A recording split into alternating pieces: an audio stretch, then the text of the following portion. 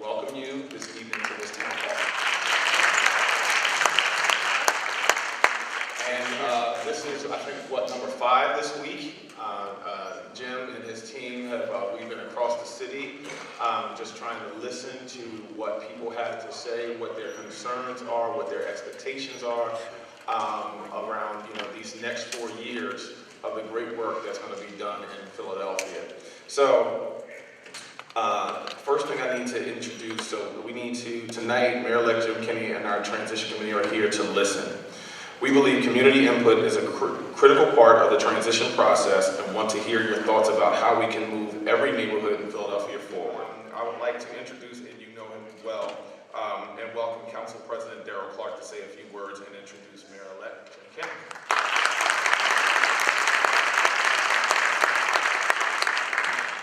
How's everybody doing? I'm talking about strawberry maize.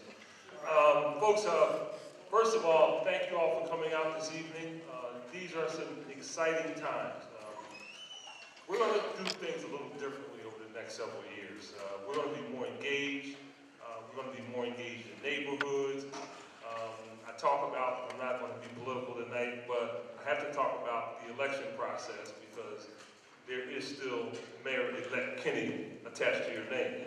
So the simple reality is that people were gearing up and running for mayor, and I've known Mayor-elect Kenney for 30 years now. And we actually used to be council members together. We knew each other when I was a staffer. He was a staffer. And the reality is, I made whatever decision I made, but Jim said, I want to do this, and I said, well, Jim, let's talk about what we can do. And the first thing that we did, we went out in North Philadelphia, and we walked the streets, because that's important to me, because I know it's important to you all right? Unannounced, tried to duck the press, but somebody snitched and said they're going to be out there, and they followed us around. We were actually in the schoolyard over there eating hot dogs. Remember, Jim? Jim made like 4 hot dogs. I said, hey, chill. Yeah, but the reality is that it's important because people need to see their leadership. They need to see people out in these neighborhoods. You all know me. I grew up in the neighborhood, so you know me for 1,000 years before I actually ended up on the right track. But the simple reality is that it's important for people to see us working together. So one of the things that we pledge to do is to work together in a very public way because people would like to see their government function. We don't want to be like Harrisburg. We don't want to be like Washington when all they do is collect a paycheck and fight and never get anything done. We're not going to play that. But we'll get some things done. So I just want to say that it's been a pleasure over the last several years, befriending Jim, being a colleague, working with him in the capacity throughout government.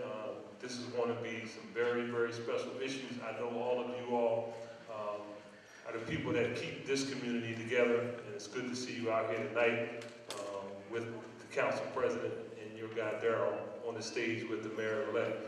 I'm just excited about what's going to happen because I feel real good about what we've discussed and feel real good about the things that we're going to be doing out in these communities. When I saw those commercials, Jim Kenney says, I'm going to be the block-by-block mayor. He means that. And we're going to actually be on your block walking. All right? That's important. So folks, without further ado, I'd like to take this opportunity to introduce my friend, soon to be all of your friends, because we're going to be out here in a very personal way. My buddy, your next mayor, Jim Kenney.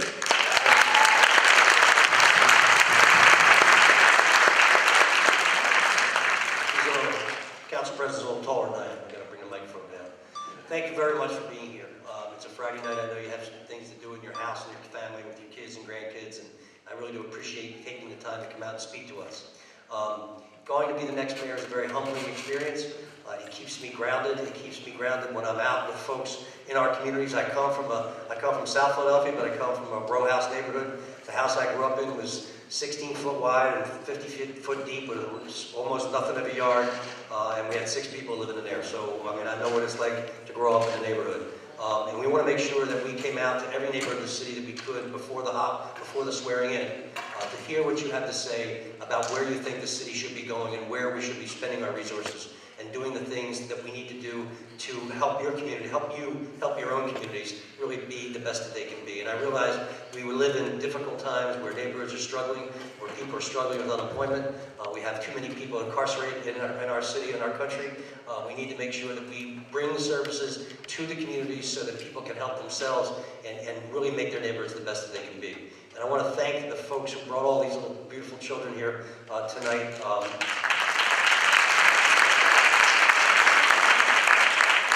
We don't vote a lot these days, and there's lots of reasons why, and some I don't know the answers to getting people to vote. But I think if you start the children at this age being involved in their government, being involved in the process, you will make better citizens and more dependable voters. So I want to thank you for bringing them here and letting them see their government and democracy and work. So thank you again.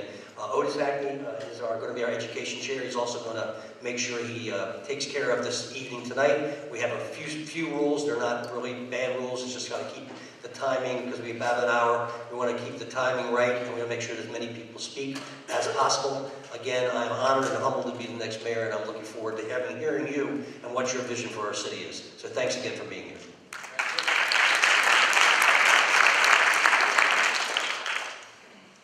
All right, so good evening once again. So now I need to lay out some ground rules, and let me just explain my expectations and where I'm coming from. I'm still a principal. So sometimes I still act like a principal, and Linda Wayman, I talked with her before I came in, who is the principal here at Strawberry Mansion. So even though she's not in the room, I want to thank her for letting me use her stage and her podium right now and act like the principal of the room. And this is my third town hall that I've moderated this week, so I've been getting worked overtime. And every one I've had to hold people for detentions because they violated a rule. All right? So I'm going to run down the rules, and you have to make sure you follow the rules, because what's most important is that we actually hear from as many people as possible. Okay? So let me run through the rules, but anyone that violates the rules, you're going to have to stay with me afterwards for detention. All right, so let's go. So a few points of order tonight. If you are interested in speaking, please raise your hand. Our staff members, can you raise your hands in the back? Our staff members in the back, just turn around. You'll see 1, 2, 3 in each aisle, right? You will see them. They will walk over to you and hold the microphone for you as you speak. So there will be no need for you to stand up, at least in the aisles. Please do not form lines in the aisles. If you are sitting and you raise your hand, we will come to you.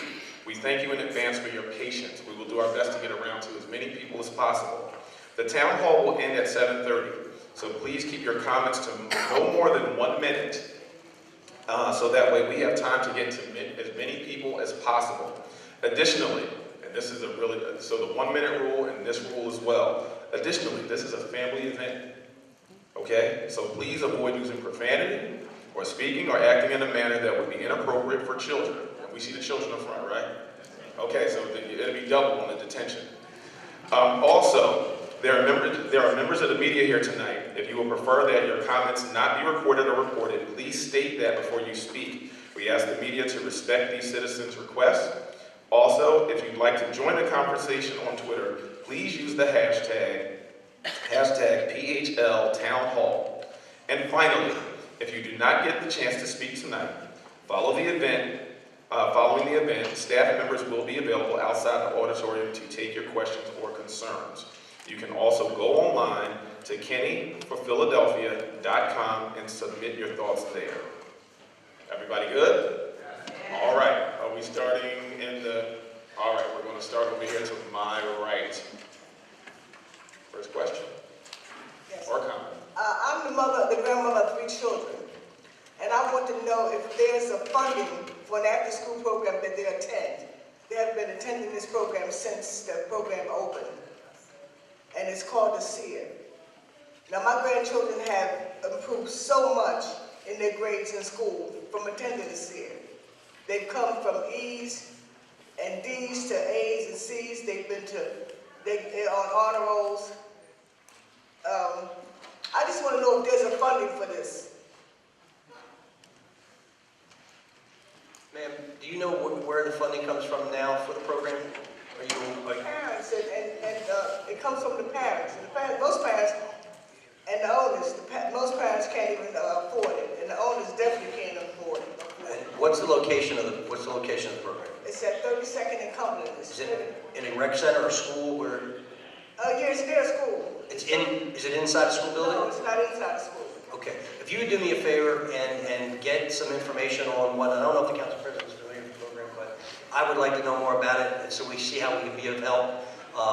Because again, I'm not sure exactly of the funding source now, but if it's something that's funded by the city, we'd be happy to continue funding it. I'm sure it's in the budget already. If not, we can try to figure out how we can manipulate a little bit to try to get you what you need. But I need more information about the budget and all the other things that are involved in it. Well, this is the person that runs the program. Oh, okay, I'm sorry. Wait. Okay.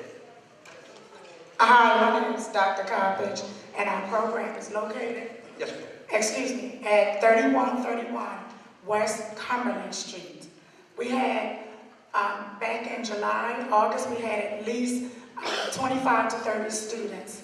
When we became partners with CCIS, we lost more than half of our students. Right. We currently have 11 students. Every day I get emails, I'm getting children sneaking over to our building, begging me to ask their parents, can they come back? Our children have grown so much. Let us get some more information from you on how, are you aware of what the funding source is? Is it all private? Is it all done by parents, or is there any state money or any? Yes, I am aware, but I need help with this program. Okay. Right now, we don't have enough volunteers. I can write grants, but I can't write grants and continue to build the program. We understand, so we'll try to assist you in any way we can and get more information from you. Thank you. Good evening. Please excuse me, I have a little bit of a cold, but I'm retired deputy chief from the fire department, and I still am a little bit concerned in that we have not got a confirmation on who the next commissioner will be. The reason I'm concerned is I have a son who's a captain in the fire department that was just recently severely injured in that fire truck accident just this past week. I don't know if you got a chance to speak with him or not, but we were all concerned since you have not made any appointments for Derek Sawyer's position. And the fire department is extremely important to me. As you know, my father's a retired battalion chief in the fire department. He's been out for a number of years, but is a retired firefighter. I've had great friends of mine who were lost in John Redmond was lost in a church fire in South Philadelphia, and I know you're proud of your son, and I'm proud of your service. We are still going through all the resumes that have been submitted. We were also looking somewhat nationally to see if there was any other interesting folks that may be out there wanting to serve, but we will have something ASAP, because we're getting close to the point now where we have to make a decision. We want to make sure we make the right decision, and we want to make sure that we provide the fire department and the firefighters with the resources that they need, because they've really been treated terribly over the last 8 years. It's really been somewhat of a disgraceful approach to what's going on with forced transfers and brownouts and old equipment. And I mean, I saw a ladder truck in Center City a couple months ago that was 30 years old. 30 years old. How do you fight fires and deal with the modern technology today when you're driving a 30-year-old truck? So I'm committed to making sure the fire department is the best in the country. It is the best in the country, but it's undersourced and under-resourced, and we will have a commissioner announcement relatively soon. But thank you for your. Did work for your dad? You did. Was he a good boss? Yes, sir. Thank you. Yes, to your right. This side, the right side, or sorry. Yes, sir. Who, me? Yes, sir. You're up. Okay, my name is Mr. Milton Slum. I'm a Francisville resident leader. Some of my residents can't afford to buy a house in Francisville because of their income. PHA has a policy, you get to make a certain limit. And a lot of residents is trying to buy houses, and other residents having problem with their maintenance repairs. Some seniors is not in the right size units. People need housing, and they can't get the house because of the waiting list. I have people that's disabled, with disability problems and wheelchairs. I have 2 people right here. They're trying to buy a house. PHA told them that their income doesn't meet the requirements. They have a right to buy a house just like everybody else. There's a lot of things going on in PHA that we should talk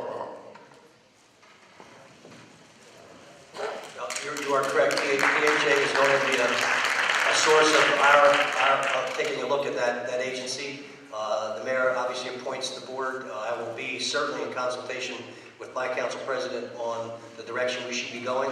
He has been involved as a district councilman. I was an at-large council member when I served the city council. District council people have more experience and understanding of those types of agencies. So I'm going to be working hand in hand with him and the rest of our council to make the changes that we need to make at PHA to make sure people get the most opportunity to take advantage of those programs. The other thing we're going to do is we're going to bolster the Housing Trust Fund, hopefully with an increased fee for title, for deed registration, deed recording, and be able to get people's homes taken care of before they get to the point where they're falling down around them, and they're forced to have to get out. So windows, roofs, heating systems, those kinds of things.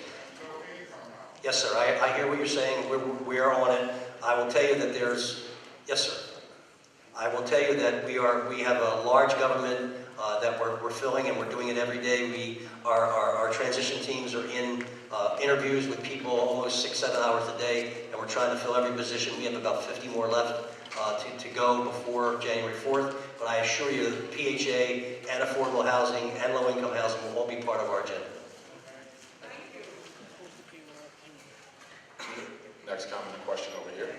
Good evening. I was wondering, with all these adjustments, with all these agencies coming into our community to try to like broaden things up or like try to catch us up with all the other communities in the city, I was wondering, are we ever going to like look into like changing the NAC office to check like the CDC office, how it's ran, or like get it caught up with the time or with the changes that y'all are trying to make? Because it's like we're trying to get things done in the community. It's like it's hard to reach out. The protocol is terrible, and it's like we have young people in the community trying to do stuff, and it's like we have no outlet to go to. We have nobody to do this. We have nowhere to go to. Like, and it's just it's getting sad because we have people in the community that want to help out, and it's like we have nowhere to go. We have nowhere to go at all. So it's just like I wonder if there's any questions anybody I can talk to, where anybody I can get a card from, in order to like to help me in the situation I'm going through around this community. So, can you just repeat your question or my question is Like, there's a lot of changes that I'm hearing that y'all talking about on the stage, and that we're changing in this community. Are there going to be the institutions that we have to represent us or to give out the information? Are they going to be brought up to the time that we are in right now? Because it's not happening. That's what I'm saying too. Like we don't have the connection that we have, or the connection that we're supposed to have with the CDC or the NAC office that we need in the community. My philosophy of government is not from the top down, it's from the bottom up. We need to have discussions with you and the community as to what it is the needs are so we can provide the services. Too often government decides for you what it is you need and then provides a cookie cutter approach to providing services. We're going to be out with you, talking with you and community leaders and organizations to try to make sure that we tailor the services that you need in a particular community to what it is you want to accomplish. So, I mean, you're not being totally specific, and I have a hard time being specific about a specific program. But when it comes to where we're going to put our resources, we're going to put our resources in communities at the direction of the community, not at the direction of the top of the government. So, I don't know. We can have a. Like, where do you go for that? Because like I'm saying to you, if I was to reach out to the institutions that I have already, it's not working. And that's what I'm saying to you. Where do I go? Like, what institution? I mean, like if I have to go to, like they tell me from my neighborhood, I go to the NAC office or the CDC office. Right. And then like, if that doesn't work, where else do I go? That's well, you can, what district do you live in? I live in this district from Strawberry Mansion. You live in Council President Clark's district? Yes, I do. Okay. We'll have some additional conversation afterwards to try to get you some ideas on where you can go, and we can be of help in putting you in that direction. Okay. All right? Thank you.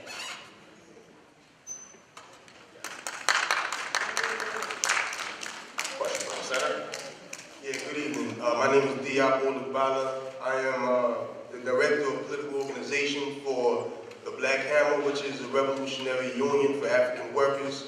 And my question is actually directed towards the Director of Public Safety, Education, and of course the Mayor. Firstly, around the question of the police containment of the black community, which we all know to be a serious problem with recent murders and ongoing stop and frisk. And in our view, the only real solution is that of black community control of the police, meaning that the African community will have the collective authority to hire, fire, and train police that function inside of our community. And also, we have a petition that we believe responds to the fundamental problem that's confronting our community, which is the fact that most of the resources are going towards police containment as opposed to economic development. In our research, we've discovered that there's a sector of the city's budget known as the Project Labor Agreement that is designated for all construction jobs in the city of Philadelphia. The stipulation is that all those jobs should be going towards only union contractors. However, the problem is that most of the workers at these sites don't live in Philly and are not representative of the demographic makeup of the city of Philadelphia. This petition not only calls for black community control of the police that would enforce laws and policies that protect the economic interests of black people in the city and all people for that matter, but also would require that all PLA projects that are being funded by the city go towards job sites that only have demographic makeup in terms of the workforce that reflects the demographic makeup of the city. Philly is 45% black, meaning that every work site in the city of Philadelphia is being funded by the city of Philadelphia should be 45% black, 12% Latino, etc., etc. This petition essentially lays that out, as well as on the question of education, the demand for work-study program, paid internships that would restore the vocational programs that have been cut from the education You have to wrap up your question. and that has essentially removed any possibility for our young people to participate in the production process, and of course, they're being pushed into the prisons, which the $1 billion budget for the police can't afford. Sir, So my question is, get to your question. would the mayor sign this petition, and would the people that are called out sign this petition as well? And I want to invite everybody in this meeting to sign this petition and stand firm for demanding economic development for the African community as opposed to police containment. I'm with the Black is Black Coalition and the Black Hammer newsletter. You can check us out at the newsletter. I'll sign it All right. right now. Yeah. All right.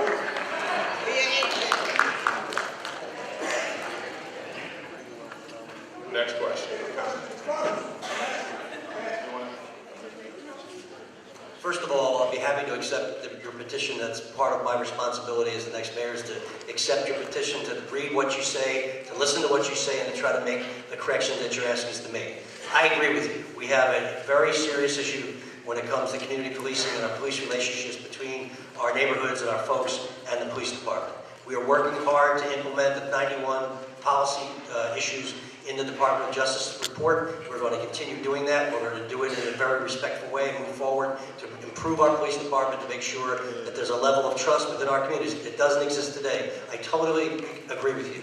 And you can't police people who feel disrespected or don't respect the police because the police won't respect them. I totally understand what you're talking about, and that's why we're working on the stop and frisk issue. It's a bad policy. It needs to go away. And I will tell you, I've never been stopped and frisked in my life, and my son, who's 26 years old and a younger version of me, has never been stopped and frisked, and I think the reason for that is pretty obvious. And that is why one of the things that we did before we left council was to decriminalize possession of marijuana. And it's got nothing to do with marijuana. It's got to do with a criminal record. Because if you have a criminal record, you can't get a job. As you know, you can't get it, can't get you anything. So we found that of 4,200 people a year that were being arrested for the mere possession of marijuana, 83% of them were African American or Latino. Now, white people are smoking weed too, but they're just not getting locked up for it. And my point is that I'm not suggesting that people do it or use it, but if you do something as de minimis as having someone on you, you should not be handcuffed, transported, fingerprinted, photographed, and be saddled with a criminal record for the rest of your life. The other problem, frankly, is we have too many people locked up. 6,000 to 7,000 people on any given day are in our county prison. 70% of them plus are there because they can't make bail. That's crazy. Because if the judge says you're not a risk and we're going to set a bail for you, and you just don't have the cash to pay the bail, we take you up the state road. It costs us $115 a day to hold you. This makes no sense whatsoever. I'd rather pay the guy's bail or get rid of cash bail. The point is, our goal should be emptying out our prisons, not filling them up. And I was asked a question last night about whether we would buy that property up on State Road and build another prison. I'm not building another prison. I want to get rid of the one we have. So it's a holistic effort. Look, I mean, it's been a long time. This mess is a long time coming, and we're going to have to deal with it because what's happening in our cities needs to stop. And we need to have a relationship, again, with our police that says, not again, maybe for the first time, that says Protect and serve is the motto of the police department. Protect and serve. It is not anything else other than protect and serve. And I commit to you to accept that petition, to listen to what you have to say, and to try to put in place the things and changes that are necessary to bring back a relationship between the police and community that makes sense and that is respectful, equal respectful. Get some of our folks who are coming back in reentry or returning citizens the job training and drug treatment they need to make sure their lives are turned around and they don't go back to jail. Because anyone that goes back to jail, we failed. We failed. And the reason that people go astray in the first place is lack of education, lack of opportunity, dysfunctional systems that put them in that position. And I'm committed to changing that over time, and I appreciate your point of view, I really do. Thank you. And just quickly, let me address the educational aspect of your question. So in terms of what we're doing, and I see Dr. Davis sitting here from Dobbins, so when you talk about internships, I'm going to pick on you a little bit. Dr. Davis, fantastic principal. And even at South Philadelphia High School, we have CTE programs, career and technical education. And I know something that that is something that Jim and I have talked about is how do we increase the number of students that are participating in career and technical education. So like I have a program in my school right now, and I struggle to get kids to take it, but basically upon completion, there's a company in South Philadelphia that's ready to hire students right out of my school at 18, 19 years old to make $45,000 to $50,000 out of college. But we got to make sure that kids are ready to go into that program because it's a high-level program. But I have students that are like, no, I don't want to do it because they think it's too challenging. So how do we make sure that our children are walking into the building or students around the city know about programs? Because I'm sure Dobbins has programs. As soon as you're done, you graduate, you get your certification and your CTE certification, you're work ready. How do we make sure that we get our children to be prepared to walk in at 9th grade, be successful in 9th grade so they can enter into these CTE programs and go right into the workforce? And many of those students can also earn college credits in those programs. But folks don't know that. We do our best to educate. I know she works hard to promote. I work really hard. We have more students applying to South Philly than we've ever had before. Our school is outperforming the district at average graduation rate. We've moved South Philly, which used to be in the upper 20s to 30%. I'm close to 70% graduation rate because of the services that we put in. Thank you. The services that we have put into school, and we're going to talk about community schools as well, because we're like a little mini model of what a community school is in, because I'm a believer in high expectations, high support. So we're going to expect our students to perform at a certain level. We need to make sure that we have the supports in schools, and we're going to talk to the community and listen to the community and ask them, what do you want and what do you need for your children to succeed, and make sure that we put those partners and people in place in school to supplement what the school needs to do, not supplant. So I tell everyone, I said the services that I have over 20 partners that work with students at South Philadelphia High School. They supplement what we do, but they don't supplant a single teaching position, they don't supplant a single nurse, a single counselor, or a single staff member. So, sir, hold on, you'll have your opportunity.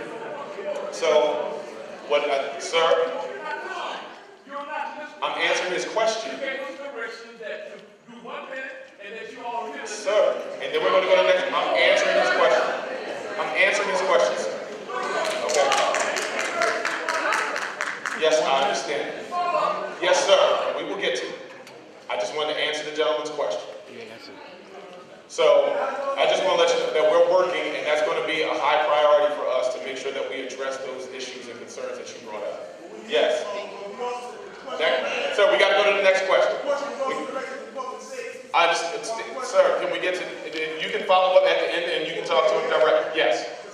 All right. Sir, we got to get to the next question on this side. There will be your opportunity to talk to people at the end. So first of all, I think the concerns that you're talking about that will be addressed in the future. I think like having enough nurses and having enough counselors, which a lot of schools don't have, has already been in existence for a while, so it's not really something new that we need to sit down and talk about.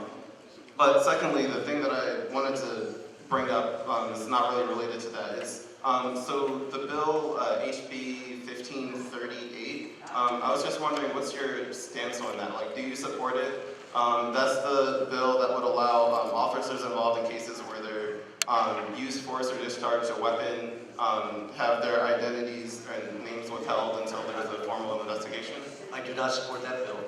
The Justice Department, at our request, issued 91 recommendations to improve our police department. We are going to implement those 91 requests.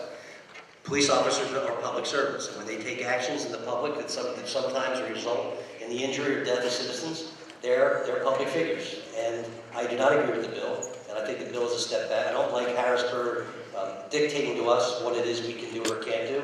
I think that Commissioner Ramsey, along with Deputy Commissioner Ross, who will be the new commissioner, has been trying to do things to make people feel more confident that the police department is transparent and responds to the community.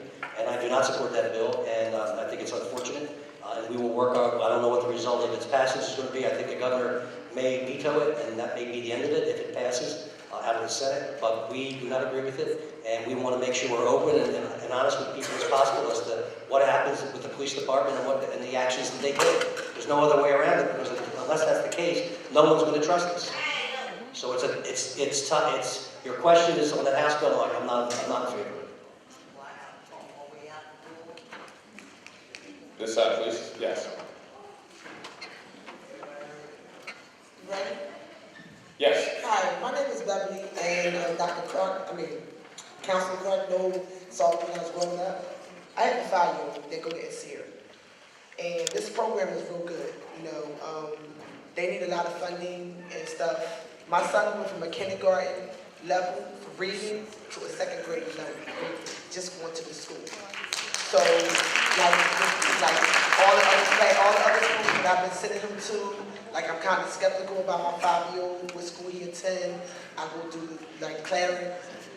We're asking, please, we need some funding for this for this program, so we can better educate the kids, so the kids will get more stuff, more education. They got computers, they need more computers, they need more people to support us and stuff like that. And as far as what you were saying, Dr. From Darwin School, whatever the principal name is, Dr. Damien, whatever, we called him, tried to reach out to him, they have not talked to us. We tried to get some students to come over to help us out, with the kids or whatever, even though they're young, even though they're still trying to learn, but it's like we need the support. We need the support. So that's what you said about Darwin School, they full of it. They are really full of it. Will you speak to after? Dr. Damon. Yes.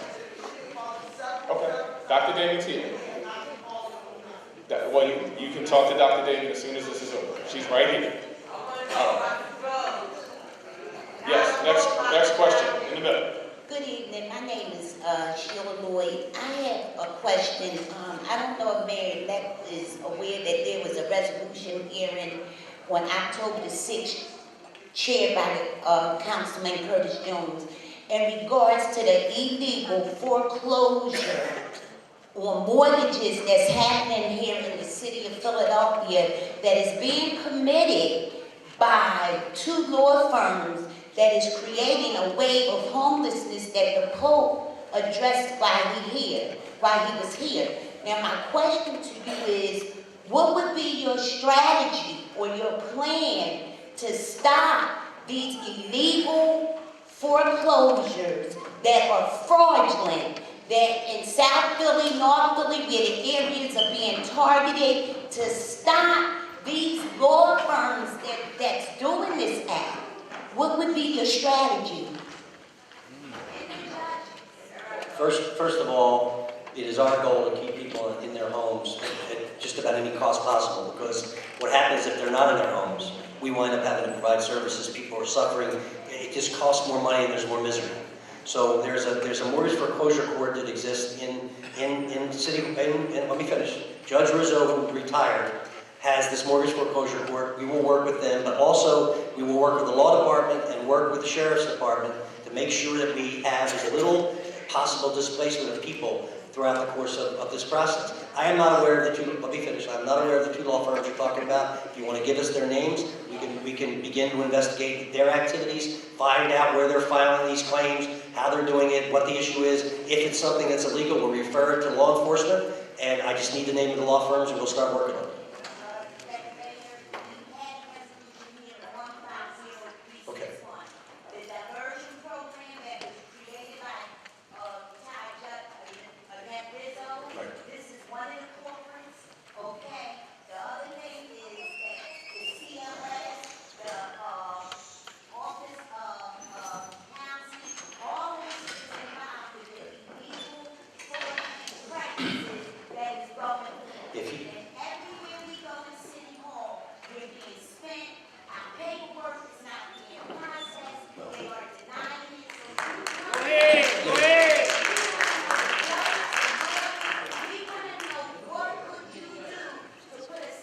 first thing I need are the two names of the two law firms, and you can give it to us. And then we will be able to track those claims that they filed in the court, find out where they went, why they went where they went, and to see what we can do to slow them up or stop them. If they're, as you allege, fraudulent or illegal activity, we will make sure we bring in law enforcement and make sure that they will, but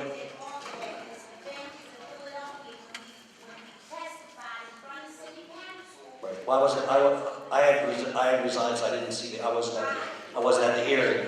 But if you get us, I'll get a copy of the resolution. Give me the name of law firms. We'll start looking at it. I promise. Okay. Yes, next comment or question? Yes, Asa Khalif, Black Lives Matter Pennsylvania chapter, and a member of the Philly Coalition for Real Justice. I wanted to respond, do a follow-up on what my comrade said earlier about House Bill 1538. Now, for those who are familiar with House Bill 1538, just raise your hands. Okay, this is a bill that is almost past the first stage, okay? This is a bill that will allow, if it's passed, it will allow police officers to shoot our family members in our neighborhoods without any transparency. That means they can shoot and they don't have to reveal the names of the officers ever until the investigation is over. And we all know how the investigations fall out when it comes to us, okay? So the question I have as a follow-up is, how do you plan to maintain police accountability and transparency if House Bill 1538 were to become law? In the event that bill becomes law, I'm hopeful that if it does, the governor will veto it, and perhaps they won't be able to override the veto. But that would be the first strategy to fight. The second strategy to fight is for our law department to work with advocates to figure out what we can do from a legal perspective to avoid having to follow that. I told the young man who was up here earlier, I don't agree with the bill. I don't agree with Harrisburg's micromanaging our police department. They have a different attitude about policing than we should have here in Philadelphia. We are trying to do our best to put in place the 91 recommendations of the Department of Justice.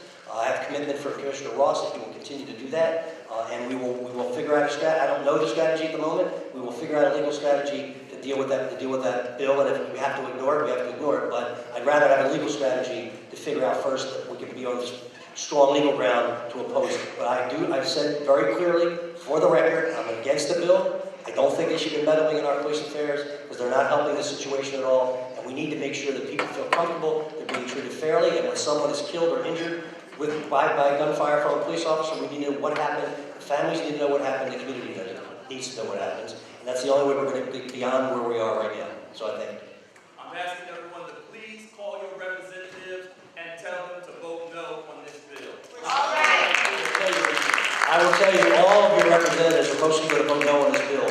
Where I think you should be calling is the governor's office to make sure that if it gets through the Senate, that he commits to vetoing the bill, because I think that your state representatives and senators in Philadelphia, I don't know, maybe one or two, maybe four, but I think the vast majority are against it.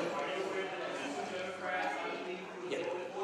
No, I understand. I said the vast majority of our state reps are not for it and voted against it, and I think that probably the vast majority of our Senate may also be against it. But my point is, you can call your state reps and state senators, but the person you need to call as a real protection is the governor to make sure he vetoes the bill. Good evening. Good evening. My name is Kenney Walker. I'm a community activist, former candidate for state representative. And my issue in question is our schools. We have several schools that are closed in this community. We have some schools that are being torn down. I'm in very favor of the community schools, but I want to know the plan for building new schools, and are we receiving any new schools in this area, North Philly? And not only new schools, but the renovation of the older schools as well. What are the plans for the schools in North Philly to be renovated and new schools being built? Okay, let me, to speak to that, a few things would have to happen. honestly, working with School District of Philadelphia in partnership with this office and that office and those offices there to identify schools that would be best fit for community schools. The goal is to get as many community schools up and running in the city, but we want to make sure that we get them up and running right. But also making sure that we're addressing the academics simultaneously while putting supports in the schools.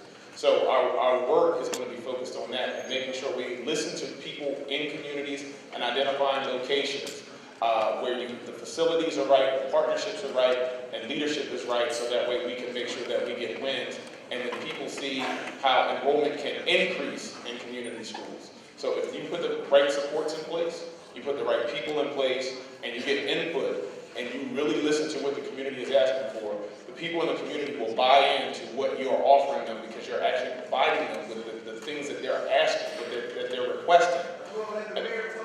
I'm the Chief Education Officer, sir. That's my charge. You can talk to me, but like I said, that's just my charge, so I'm just answering the question. Give us some schools like Camp. Listen. Camp in our Listen. community. We're here to listen to you and to try to put in place the things that you want us to do. And Otis Hackney is our Chief Education Officer. He knows more about schools than I do. So if he's answering the question, I will add on now to what I think we should be doing. Because what happened when the SRC came into being 13 years ago or so, the state took it over, and it almost was like mentally, can I finish? It was almost like mentally, we had nothing to do with schools anymore, which is totally untrue. There are schools, there are children, there are neighborhoods. Despite the fact that Harrisburg had a medal in our system, in our situation, we're going to do the best we can to provide our services, not from the top down again, but from the bottom up. So we're looking at working with Dr. Height and trying to figure out the needs assessments for some of these schools that are really having some problems and bring in some additional help to get these schools up to speed. In addition to bringing in the components of the community school model that we've seen and we're working towards, to bring in the services that are necessary for kids that have the proper health issues, eye issues, dental issues, psychological counseling, nurses, all the things that they've taken away, we need to provide. It's our responsibility to do that. And the way that the community school work that we've seen is it doesn't cost the school district any extra money because these kids mostly are Medicaid eligible or can sign up for the Affordable Care Act. So it really isn't costing the district money to provide these services, but the services are needed, and they're needed in the school because if they're not provided in the school, the kids don't get the services or their parents have to run around trying to find out what to do.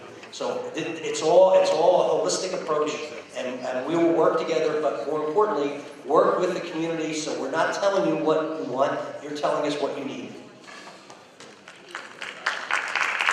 Let me follow up real quickly to your specific question. Sir? Yeah, so there are going to be some new schools built not only in Philadelphia, in North Philadelphia, but a couple other. One of the things that happened, and this is where the community school model, when we went to Cincinnati, we realized that, wow, we had a lot of buildings that had additional space right here, next to us, Leslie Pinckney Hill, shut down. Community was upset, they wanted to close Strawberry Mansion. Folks in this neighborhood came out, people I haven't seen in 30 years, came out and said, that's not happening. Kept the school open, Hill's closed. But guess what? We're figuring out a way to repurpose it. So when you talk about having a community school model, no, let me finish. Man.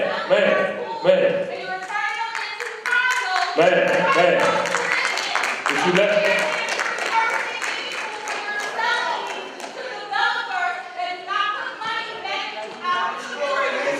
Can I finish?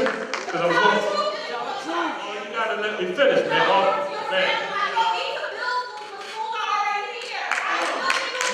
Listen to me.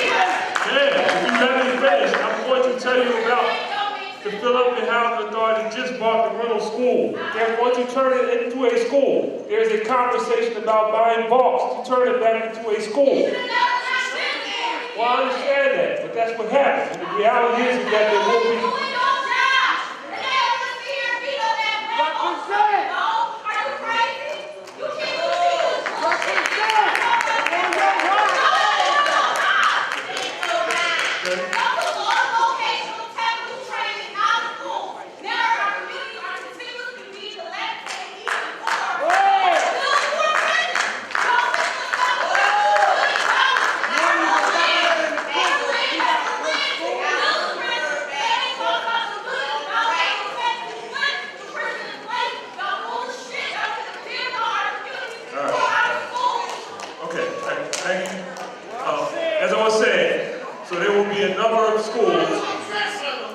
All right.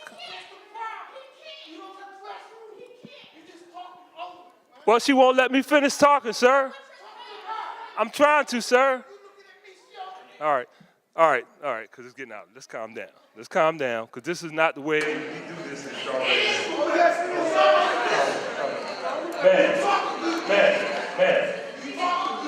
Man, there are going to be a number of schools. You are absolutely right. You are absolutely right.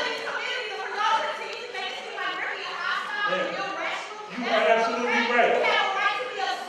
It's okay. It's okay.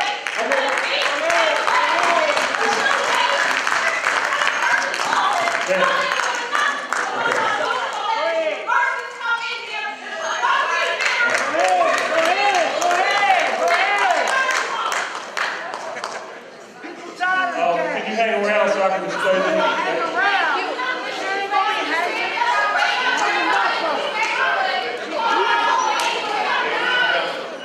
Ladies and gentlemen. Right. But, ladies and gentlemen,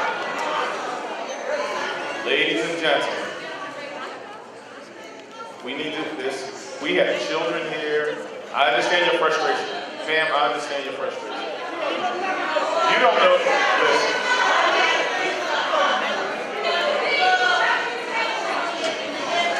So,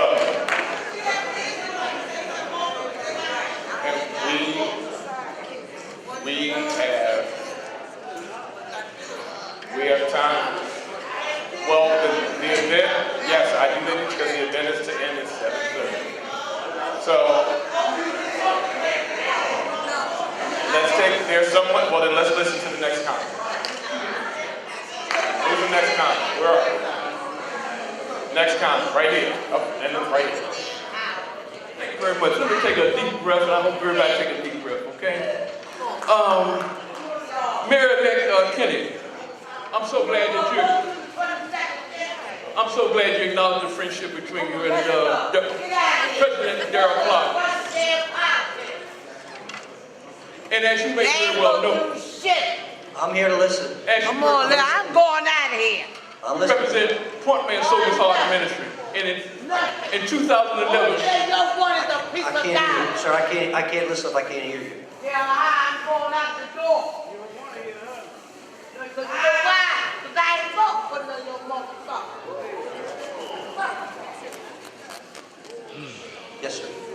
yes, sir. And during the course of the day, my name is First Officer Ari Moretas.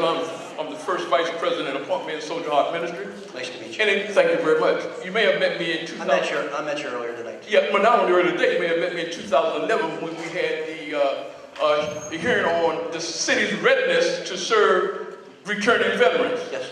All right? It was a call hearing by resolution. And since that time, we declared a state of emergency because the city had nothing in place. And since that time, your friend, Darrell Clark, has begun to cover up what we call the Philadelphia Veterans Service cover-up. All right? There's no Veterans Service scandal.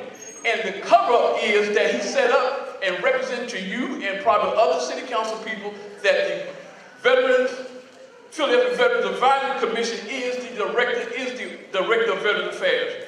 The law requires, the 1955 law requires, which that law was amended in 2013, requires the city to have a line item budget for the director of Veterans Affairs, appointed by the mayor. Everything is under city council. Pretty much Darrell Clark runs that show, the veteran show. And we oppose that 100%, right? Appreciate it. All right, and so we have, and Darrell Clark knows what we laid out to him, and the law requires, one, the establishment of a veteran grade registration record. I'm a Vietnam veteran, probably a lot of other veterans are here. We cannot find where our fellow soldiers are buried in the city of Philadelphia. And the law requires the city to have that record, right? Second, of course, I already mentioned about the appointment of county director of Veterans Affairs. Third is that there must be some type of veterans preference communicated to the veterans community. That's a 1944 law. And so the law that came out in 1955, the city has never, by their own admission, have never fulfilled that law. So I'm asking you, you and your friend, Darrell Clark, get together and y'all negotiate how to move the Veterans Advisory Commission, or how to establish the Philadelphia Department of Veteran Affairs under your office instead of the city council.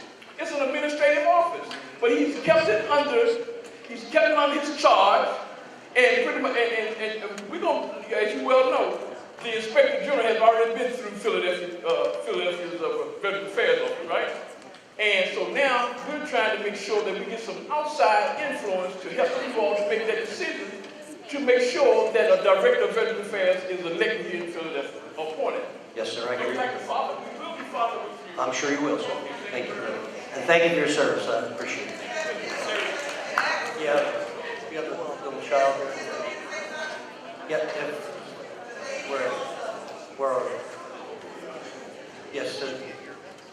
One of our students would like to give a question at the end. Hi, my name is Kareem Amaro. I would like to say that Asir really needs some help. Me and my friends would like to say that Mrs. Mayor Kennedy, can you please help and do something to help us? My grade level has really improved. A lot of my friends' grade levels. We've all been given the distinguished honors this last few years we've been in the school. Congratulations. Everything you can to help us. I'll be honored if you and Councilman Clark would attend our Christmas party this year. Well, first of all, thank you very much for being here. Thank you for your question. I met you earlier. You shook my hand. You looked me in the eye and spoke to me as a young man. And I promise you that we will find out what it is that your needs are, try to help to improve this program and to expand it. Because obviously it's done a wonderful job with you, and you've worked hard at it, so we want to make sure as many children as possible can take part in it, and we commit to doing that, and we'll talk to the executive director next week. Okay? Thank you for your question.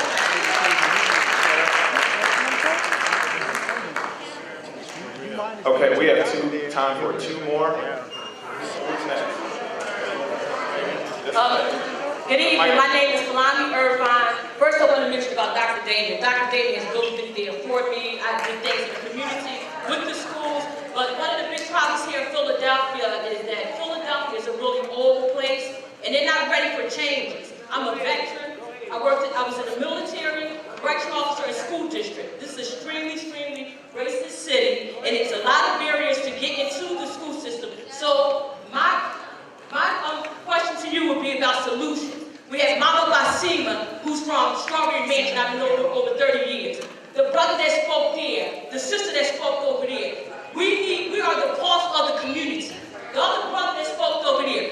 We need to sit down. We need more than a minute. We are the pulse of the community. Before you leave here, if you really, for real, about making some changes, for real, you need to come and you need to have a sit-down talk with us that are part of the community. Because at the end of the day, when Shamika gets an A, there's nothing for the little program over there. But if Shamika gets incarcerated, you got $60,000 to pay. You need to have a sit-down to find the problems in the community.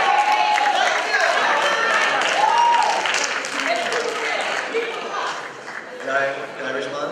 Thank you. And I'm a veteran, so I know what to talk about. Can I respond? Hey, first of all, thank you for your input. Thank you for your passion about the issue.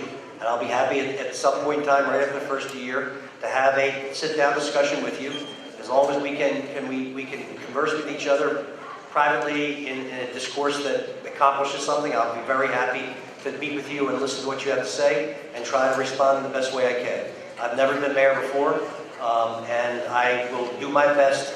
I promise to listen to your concerns. I understand that you're passionate and you're angry and you have a right to be, and I will do my best to. No, all right. I wasn't trying to be insulting. I wasn't trying to be insulting. I was understanding your passion, ma'am. No, I'm trying to communicate with you and explain to you that I hear what you're saying. I'll be happy to sit with you after the first of the year, after I have the ability and power to do things, to change it. I'll be happy to speak with you.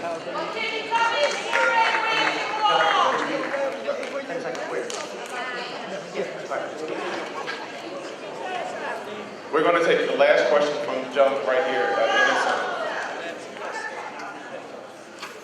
Thank you. I have a question for the new mayor. I just spoke with the Redevelopment Authority a few weeks ago, and I asked them a question, and they basically skated around the question. You hold on 1 second. I think we should hear, and this gentleman, can you just wait till we get this last question, and then you can talk, please? Thank you, sir. Please. Go ahead, you ask your question, sir. Well, my question to the Redevelopment Authority, maybe the mayor can answer it. I asked them, what do they plan on doing about the handicap accessible housing here in Philadelphia? Because the answer that they gave me was not the answer that I was looking for. Basically, they told me that people here in Philadelphia that have disabilities, they've been dealing with this problem for many years. Now you coming as the mayor, you're coming in, I want to know personally, what do you plan on doing about it? First of all, our housing folks need to be sensitive and understanding to the needs of people who have special needs in our communities. And making sure that we invest those resources in the opportunity to provide housing that's affordable and accessible to people with special needs. I haven't been in charge of the housing department before. I haven't been mayor before. And as I said to the young lady there, I'll be happy to have that discussion with you and try to change the things that you want to see changed and improve the system. And that's the only promise I can make you at the moment. And we will have further discussions as we get into the new year. Thank you. What? Yes, sir. What?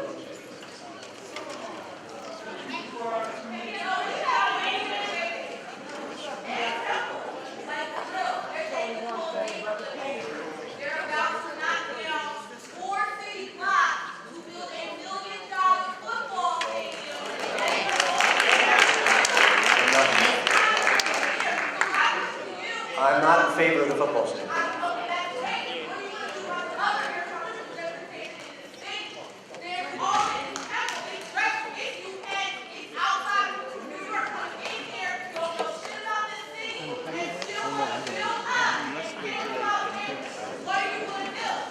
Well, we can make sure that we get all the programs that allow people to stay in their homes affordably. We have the loop. I don't know if some of the older people have signed up for the long-term owner-occupant program. The homestead exemption, which provides a $35,000 drop in the tax assessment. We want to make sure that people are knowledgeable of those programs and sign up for it. This past administration has not been very clear on it and telling people what's available to them, and we are going to change that. I can't stop people from investing physically, but I can try to make the investments not affect the community people who have lived here for generations to push them out. I've watched gentrification happen in South Philadelphia and in other places, and I understand what it is, and we're going to do everything we can to make sure that the long-term residents can stay side by side with any newcomers who come into the neighborhood. And that's all I can promise you.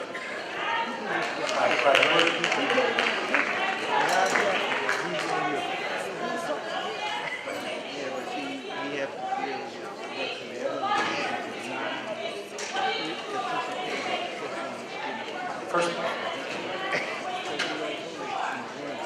well, I can say, I would love to answer your question. What I can do is what we have the opportunity to make sure that people treat people fairly. I'll give you a good example at the airport. At Philadelphia International Airport, there are subcontractors there. They're paying their employees $8 and make $25 an hour. We have a living, let me finish, we have a living wage in Philadelphia, which is $12. I have told them already, if they're not paying the $12 living wage by the time I get sworn in, I'm going to move to evict them from the airport, and they won't be able to work there anymore. They have to stop their process, their practice of firing people, of intimidating people, of giving people bad hours and bad shifts. These are working moms, a lot of these folks. I've met with them, I've marched the picket line with them at the airport. I picket at my own airport. And made sure that they're very clear, these subcontractors, that they're going to pay people what we require by law, at least $12 an hour, and that's not enough, because 15 is probably not enough either. We are going to work our way up the pay scale when it comes to the minimum wage in Philadelphia, because the only reason that people are out there working 60, 70 hours a week and they're still poor, that's not a good thing, that's a bad thing, it's wrong. And we can do is when I have the opportunity to insert our power into that situation, we will do that. And we will try to set the tone as a government to make sure that people are treated fairly, and organize and collectively bargain with their employers, because that's the American way, and that's the way people get fair wages and benefits. And I told the subcontractors directly, they will be evicted from the airport if they don't pay the $12 an hour wage.